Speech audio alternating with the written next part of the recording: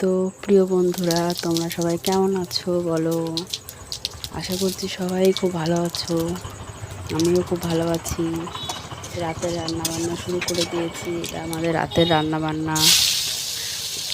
জানো তো বন্ধুরা, একটা কথা আমি না বুঝতে পারি না, আমার ভাগ্য খারাপ নাকি আমি খারাপ। কারণ মন প্রাণ দিয়ে যেটা চায় সবার আগে সেটাই হারায়। কেন? কিছু মানুষ জীবনে আসে অল্প সময়ের জন্য, দুঃখ দিয়ে যায় পুরো জীবনের জন্য। মাঝে মাঝে এমন কিছু সময় আসে বুক ফেটে কান্না আসে, তবুও কাউকে কিছু বলা যায় না।